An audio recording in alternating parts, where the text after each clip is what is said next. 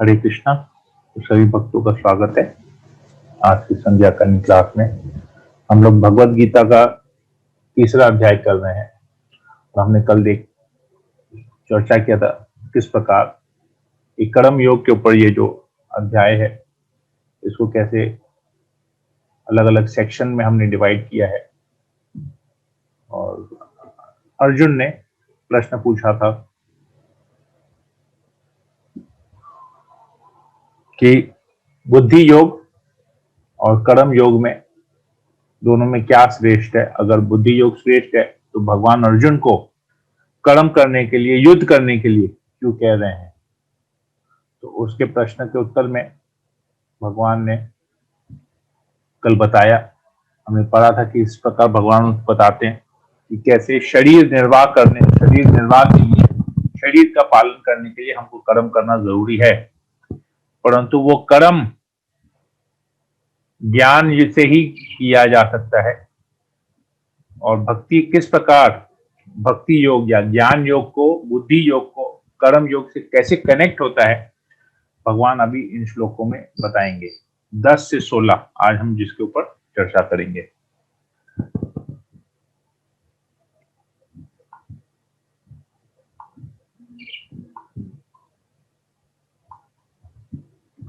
तो यहाँ पर हम लोग आज आगे को पढ़ते हैं 10 से 16। ओम नमो भगवते वासुदेवाय। ओम नमो भगवते वासुदेवाय। ओम नमो भगवते वासुदेवाय।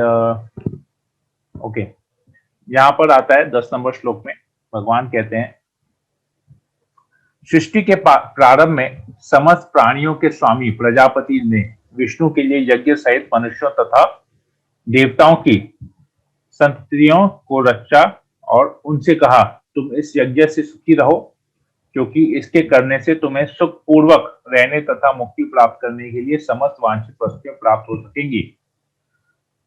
तो जब ये सृष्टि का निर्माण हुआ तो भगवान ने मनुष्य को बनाया, देवताओं को बनाया और वेदों को बनाया। जिस प्रकार हम देखते हैं कि कोई भी कंपनी कोई प्रोडक्ट निकालता है तो उस प्रोडक्ट के साथ उसका एक मैनुअल भी देता है, किस प्रकार उस मैनुअल को पढ़ के उस प्रोडक्ट को यूज करना चाहिए हमको।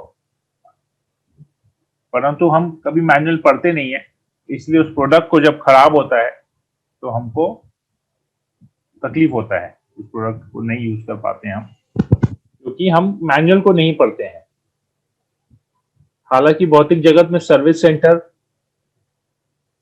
है जहां पर हम इस प्रोडक्ट को खराब होने पे लेके जा सकते हैं। तो इसी प्रकार भगवान ने मैनुअल दिया, मनुष्य को बनाया, देवताओं को बनाया, प्रोडक्ट बनाया, प्रोडक्ट को कैसे यूज करना है, हमारा जो ये जीवन है हमको उसको कैसे व्यतीत करना है उसके बारे में बताया। अगर कहीं प्रॉब्लम होता तो साथ ही साथ हमको गुरुओं को भी दिया है ताकि हम गुरुओं के शरण में जाके समझ सके, अपने जीवन का लक्ष्य समझ सके।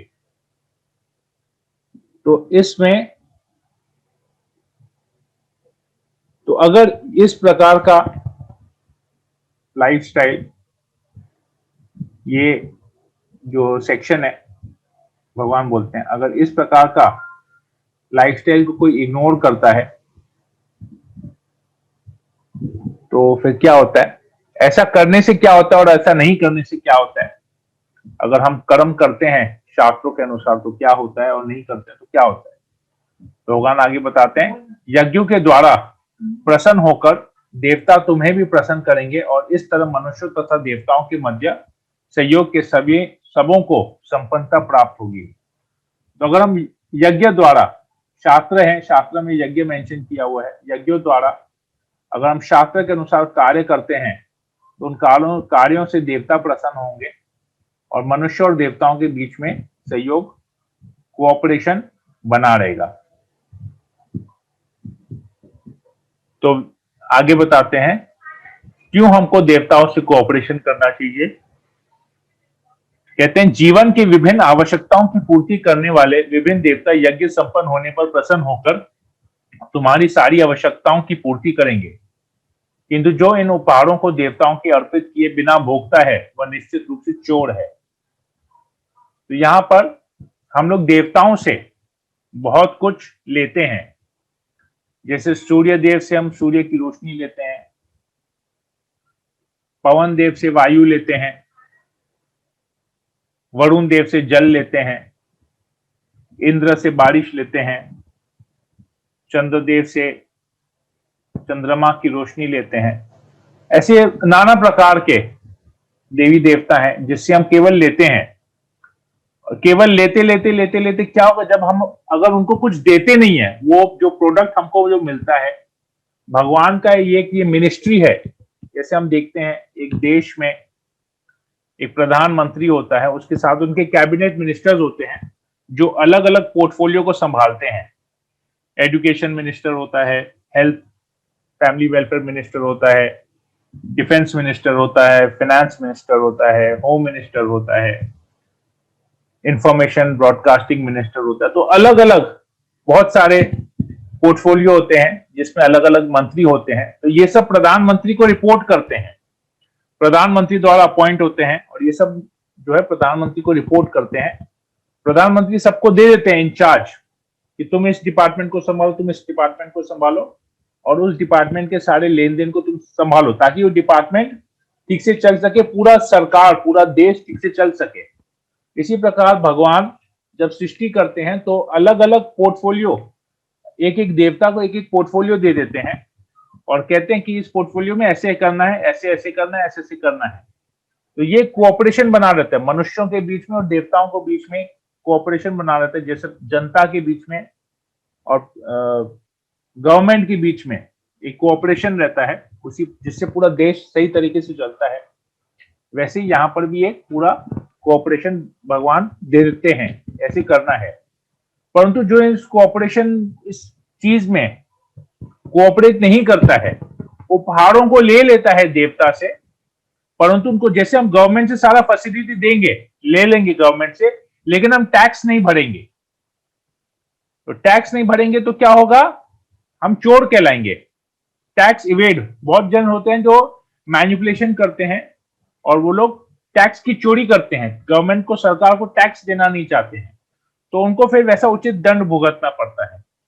तो यहां पर भी भगवान यही चीज कर रहे हैं कि हम देवताओं से सारे उपहार को ले लेते हैं, सारे फैसिलिटीज को, जो भी फैसिलिटीज हमको देवताओं द्वारा, भगवान एक्चुअली तो भगवान ही प्रोवाइड कर रहे हैं, वो तो केवल डिपार्टमेंट का इंचार्ज बना दिए सारे देवताओं को। तो सारे फैसिलिटीज को जब हम लेते हैं और इन फैसिलिटीज को हम एक्नॉलेज नहीं करते हैं या उसका प्रॉपर हम रेसिप्रोकेट नहीं करते हैं देवताओं के प्रति, उनको ठीक से धन्यवाद नहीं करते हैं, भगवान का दिया हुआ उपहार को एक्नॉलेज नहीं करते हैं, तो हम इंद्र तृप्ति के लिए, यहां कहते हैं किंतु जो इन उपहारों को देवताओं को अर्पित किए बिना भोगता है वह निश्चित रूप से चोर है। तो हम देख सकते हैं कि हम कितना कुछ प्रोडक्ट भगवान से लेते हैं, प्रकृति से लेते हैं, परंतु हम बदले में उनको क्या दे रहे हैं। तो ये बहुत इंपॉर्टेंट पॉइंट है। इसको कैसे करना है हम अभी आगे समझते हैं कि कैसे हम इस चोरी करने से हम बच सकते हैं। उसका प्रोसेस भगवान यहां पर बताते हैं। 13 नंबर श्लोक में कहते हैं, साथ ही साथ भगवान कहते हैं कि भगवान के भक्त सभी प्रकार के पापों से मुक्त हो जाते हैं, क्योंकि वे यज्ञ में अर्पित किए भोजन प्रसाद को ही खाते हैं। अन्य लोग जो इन इंद्रिय सुख के लिए भोजन बनाते हैं वे निश्चित रूप से पाप खाते हैं। तो पहला तो कि अगर हम एक्नॉलेज नहीं करते हैं तो हम चोर कहलाते हैं, वी बिकम अ थीफ। और थीफ का कार्य क्या, थीफ को कैसे सजा दी जाती है, जेल में बांध के। तो ये पृथ्वी जो है एक दुर्ग है, it is just like a jail, और यहां पर हम सजा भुगत रहे हैं। क्यों? क्योंकि जेल में कौन जाता है, जो सरकार के नियम को नहीं पालन करता है, जो गवर्नमेंट के रूल्स को नहीं फॉलो करता है। गवर्नमेंट एक रूल्स रेगुलेशंस को बनाते हैं उन नियमों को अगर कोई पालन नहीं करता, नियमों को तोड़ता है, तो वो जेल में जाता है और जेल में जाकर उसका करेक्शन होता है। इसलिए अभी जेल वर्ड यूज नहीं होके करेक्शनल होम वर्ड यूज होता है, जहां पर उसका उसकी प्रवृत्ति को चेंज किया जाता है, उसे कोऑपरेशन करना सिखाया जाता है। तो हम भी इस जेल में आए हैं, इस दुर्ग में आए हैं, यहाँ पर इस भौतिक जगत में आए हैं। परंतु जिस प्रकार जेल में भी खाने पीने की फैसिलिटी होती है, उसी प्रकार इस भौतिक जगत में भी खाने पीने की फैसिलिटी है। पर यहाँ पर अगर हम करेक्शन नहीं करते अपने आप को, तो हम वापस जा नहीं सकेंगे, हम यहीं पर ही रहेंगे। तो अगर जेल में कैदी अपने आप को नहीं सुधारता है, तो उसमें जेल में रहने का समय बढ़ जाता है। और वहीं पर अगर जेल में रह के वो वक्त से पहले, अपनी सजा के पहले सुधर जाता है, तो उसको जल्दी छुट्टी भी मिल जाती है।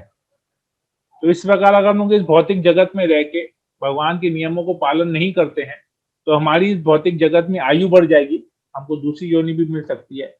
84 लाख योनियों के चक्कर में हम फंसे रहते हैं। परंतु जैसे ही हम सीख जाते हैं, करेक्शन कर लेते हैं, अपने आप को समझ लेते हैं, तो हमारा इस भौतिक जगत से छुटकारा, जेल से रिहाई हो जाती है और हम आध्यात्मिक जगत में वापस चले जाते हैं। हम भगवान के नियमों को समझ जाते हैं।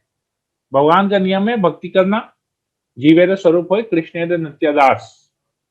हमारा स्वरूप है भगवान की सेवा करना। जब हम इसको सीख जाते हैं, इस एटीट्यूड को अपना लेते हैं, तो हम वापस भगवान के धाम चले जाते हैं, हमारी जेल से निकल जाते हैं। तो यहाँ पर कहते हैं, कृष्ण कहते हैं, भगवान के भक्त सभी प्रकार के पापों से मुक्त हो जाते हैं, क्योंकि ये वे यज्ञ में अर्पित किए भोजन को ही खाते हैं। अन्य लोग जो अपनी इंद्रिय सुख के लिए भोजन बनाते हैं, वे निश्चित रूप से पाप खाते हैं। तो ये भगवान यहाँ क्यों कह रहे हैं कि कोई अगर अर्पित भक्त भगवान को लगा भोग खाते हैं, जो भगवान को भोग नहीं लगाते वो पाप खा रहे हैं। भगवान ऐसा क्यों कहते हैं यहाँ पर? क्योंकि सब कुछ आज अन्न उत्पादन करने के लिए, कोई भी फूड ग्रेन्स उत्पादन करने के लिए, सब्जियां उत्पादन करने के लिए, फल उत्पादन करने के लिए क्या नेसेसिटी है? जमीन, धरती चाहिए, धरती भगवान की शक्ति है। सूर्य की रोशनी चाहिए, सूर्य भगवान की शक्ति है। चंद्रमा चाहिए, चंद्रमा भगवान की शक्ति है। बारिश चाहिए, पानी चाहिए, हवा चाहिए, सब कुछ भगवान की शक्ति है। तो सब कुछ भगवान से मिल रहा है हमको, और हम जो भगवान से मिल रहे हैं, हम वो भगवान को वापस नहीं ऑफर करते हैं कि आप ही से मिल रहे हैं, हम आपको ऑफर करते हैं, और हम केवल उसको ले लेते हैं। जैसे हम किसी मिठाई की दुकान में जाते हैं, हम मिठाई के दुकान में जाएंगे, मिठाई के काउंटर में खड़े रहेंगे, जो मिठाई पसंद हुआ लेके खा लेंगे और उसका पेमेंट नहीं करेंगे, तो क्या हुआ? हम चोर हो गए, तब उसका दंड भुगतना पड़ेगा। इसी प्रकार कोई हमको अगर कुछ देता है, तो हम उसको अगर ऑफर नहीं करते हैं, उस चीज को अगर हम सामने वाले को ऑफर नहीं करते हैं, तो हमारे लिए हम कर्म फल उसका ले ले रहे हैं। इसको एक छोटे से एग्जाम्पल से हम समझते हैं कैसे ये होता है। मान लीजिए जैसे भी आम का सीजन है, हमको आम बहुत अच्छा लगता है। अभी हमारा, मान लीजिए हमको किसी रिलेटिव ने आम भेजा, और हमने अपने सर्वेंट को भेजा कि फलानी जगह से हमारे लिए एक आम का पार्सल आया है, आप उस आम को लेके आओ। तो वो नौकर क्या करता है? वो जाता है, वहां से पूरा पेटी, मान लीजिए 5 किलो का पेटी, उसमें 50 आम है, 40 आम है, तो वो आम की पेटी लेके आता है, और रास्ते में सोचते सोचते आता है कि अरे इतने सारे आम हैं, ये मेरे मालिक के लिए, मेरे स्वामी के लिए है, और मैं स्वामी को दूंगा तो स्वामी तो, क्योंकि मैं उनका नौकर हूं, तो मुझे आम देंगे, तो मैं क्यों वेट करूं, मैं पहले ही खा लेता। अब मुझे पता है कि उनको देने के बाद मुझे मिलना ही है, तो मैं पहले ही खा लेता हूं। तब उसमें से वो 2 4 5 आम खा लेता है, और वो आम बाकी लाके 4 किलो लाके आपके पास दे दिया, तो आप क्या बोलेंगे? अरे इसमें तो 5 किलो था, तुम 4 किलो लेके 1 किलो कहां गया? या इसमें 30 आम थे, अभी 28 आम है, 2 आम कहां गए? तो वो बोलेगा मैंने खा लिया। तो आप क्या करेंगे उसके साथ? तो जरूर डांटेंगे, चोर करार देंगे। क्यों? क्योंकि आप भले उसको दे दें, लेकिन वो आपके परमिशन के बगैर, उसने ये सोचा कि मुझे तो मिलना ही है, क्यों मैं वेट करूं, क्यों मैं मालिक से लेने के लिए वेट करूं, मैं पहले ही ले लेता हूं। तो यही चीज यहां कहते हैं कि हमको सब कुछ चीज भगवान से मिलता है, तो हम उसको एक्नॉलेज नहीं करते, हम भगवान को ऑफर नहीं करते हैं। भगवान हमारे मालिक है, स्वामी है, हमको उनको भोग लगाना है पहले, और भोग लगाने के बाद उसको लेना है। अगर हम भोग नहीं लगाते तो हमारे लिए हम पाप खाते हैं, हम इनफैक्ट दूसरों के कर्म फल खा रहे हैं। इसको एक और एग्जाम्पल से हम समझ सकते हैं। मान लीजिए हम जैसे हम लोग एक शर्ट पहनते हैं, तो एक शर्ट पहनने में, एक शर्ट बनने में जो हम शर्ट पहनते हैं उसमें क्या क्या सामान लगता है, उसमें कपड़ा लगता है, उसमें बटन्स लगते हैं, वो सिलाई के लिए उसमें सूता लगता है, और साथ ही साथ उसमें मेहनत लगती है, एक टेलर की, एक कारीगर की कारीगरी लगती है। तो अभी अगर ये शर्ट, मान लीजिए हम कहते हैं कि नहीं हम कपड़ा खरीदेंगे, तो ये शर्ट जहां पर पहले जहां कपड़ा बनता है, एक फैक्ट्री में बनता है, फैक्ट्री वाला क्या करता है, एक कपड़ा लेता है, कहीं से कपड़ा लेता है, किसी से सूता खरीदता है, किसी से बटन्स खरीदता है, जो भी शर्ट में जो भी प्रोडक्ट्स लगते हैं वो प्रोडक्ट लेके अपने कारखाने में मैन्युफैक्चर करता है। वो उस फैक्ट्री से लेके वो एक दुकानदार के पास आता है, उस फैक्ट्री वाला एक मार्जिन रखता है, वो जिससे कपड़ा खरीदता है, वो कपड़ा जिससे खरीदते, कपड़ा जिससे खरीदता है वो कपड़ा बेचने वाला भी अपने प्रॉफिट मार्जिन रखता है। जो कब उसके साथ जो एक्सेसरीज होते हैं, जो बटन हो या सूता हुआ या जो कुछ भी हुआ, वो सब लोग अलग अलग प्रोडक्ट का अलग अलग एक प्रॉफिट मार्जिन रख के इस फैक्ट्री में आता है। तो फैक्ट्री वाला जब शर्ट बनाता है, सबके प्रॉफिट मार्जिन को वो लेता है, प्रोडक्ट को बनाता है, फिर उसमें अपना प्रॉफिट मार्जिन जोड़ता है और फिर वो दुकानदार को देता है। दुकानदार उसमें फिर अपना प्रॉफिट मार्जिन जोड़ता है और कस्टमर को या हमको बेचता है, जो हम कंज्यूमर को, जो हम पहनते हैं। तो हम तो सारे सब अगर देखा जाए तो फर्स्ट प्लेस जहां से कपड़ा आता है या जहां पर सूता बनता है, सबका प्रॉफिट जुड़ते जुड़ते जुड़ते जुड़ते प्रॉफिट, सबका प्रॉफिट का अल्टीमेटली पेमेंट किसने किया, हमने किया। 300 की चीज को 700 में हमने खरीदा, तो हमने क्या किया, सबका प्रॉफिट हमने भरा। तो इसी प्रकार सभी जितने भी इस प्रोसेस में जितने भी लोग इन्वॉल्व थे, सबके कर्म फल हो गया उनका प्रॉफिट, उस कर्म फल का भुगतान हमने किया। इसी प्रकार कोई किसान जो खेती करता है, वो कहीं से बीज ले रहा है, बीज कहीं से मंगवा रहा है, तो बीज बनाने वाले का मेहनत है। किसान जो खेती कर रहा है उसका एक कर्म फल है, उसका एक मेहनत है। वो अन्न उत्पादन होके किसी गोडाउन में जाता है, वहां पर ट्रांसफर होने में एक मेहनत है। वो गोडाउन का जो ओनर होता है वो फिर लाके हमारे आसपास के किनारे की दुकान में, ग्रोसरी स्टोर में अन्न को सप्लाई करता है। वहां एक कर्म, अभी हम प्रॉफिट का बात नहीं कर रहे हैं, मॉनिटरी एस्पेक्ट का बात नहीं कर, हम कर्म का बात कर रहे हैं। एक एफर्ट इन्वॉल्व है, वो सारा एफर्ट फिर हम जाके उस अन्न को वहां से खरीद के आते हैं उस दुकान से, वो एक एफर्ट है। वो अन्न कुकिंग होता है, उसका एक एफर्ट है, कर्म फल है, कार्मिक रिएक्शन है सबके अंदर में। तो वो सारे कार्मिक रिएक्शन, हम जो अन्न खाते हैं, वो सारे कार्मिक रिएक्शन को अल्टीमेटली हमको भोगना पड़ता है। इतना सारा एफर्ट जो इन्वॉल्व है, तो कर्म का फल अल्टीमेटली हमको भोगना पड़ेगा।